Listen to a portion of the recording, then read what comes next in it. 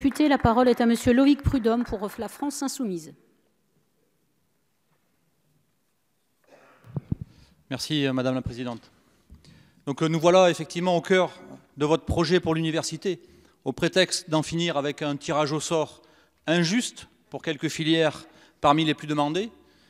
Il instaure clairement une sélection injuste dans toutes les filières de l'enseignement supérieur. Ce serait donc terminé du droit fondamental de chaque étudiant, ma collègue l'a rappelé, à partir du moment où il obtient son bac, qui est déjà un filtre, à choisir sa voie ou à l'explorer.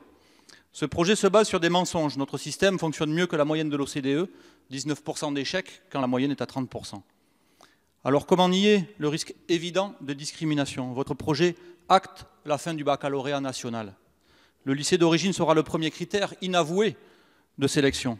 La suite, ce sont les filières d'excellence, l'université à 2 vitesses et après, les frais d'inscription libres. Vous prenez le problème à l'envers et vous le savez très bien. D'ici 2025, 40 000 étudiants de plus chaque année se porteront candidats pour intégrer une formation supérieure, l'équivalent de l'université de Nantes. Qu'allons-nous faire de ceux à qui on claque la porte au nez parce qu'ils ne fréquentent pas les meilleurs quartiers et donc les meilleurs lycées? Vous n'en savez rien et vous vous en fichez. Ou plutôt vous le savez trop bien.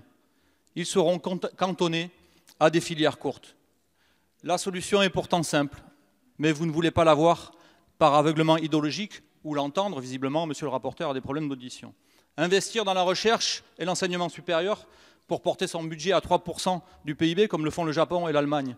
Recruter des professeurs, titulariser des vacataires. En clair, se donner les moyens, Madame la Ministre, d'accueillir notre jeunesse. C'est le prix à payer pour former les esprits de demain dans des conditions décentes et en finir avec la précarité de nombre d'enseignants-chercheurs. Vous concrétisez ici le rêve d'un monde très ancien, de Perfit en 68 à Devaquet en 86, mais qui n'ont pas réussi à faire adopter ce genre de mesures face au rejet unanime de la population et de la jeunesse d'alors que vous avez aujourd'hui devant vous. Vous mettez en œuvre une politique de l'entonnoir et de la ségrégation sociale. Sachez que pour nos enfants comme pour les vôtres, nous exigerons sans relâche une université accueillante, entièrement vouée à l'émancipation. Pour ces raisons, nous voterons évidemment cette motion de renvoi en commission. Je vous remercie. Merci, monsieur le député.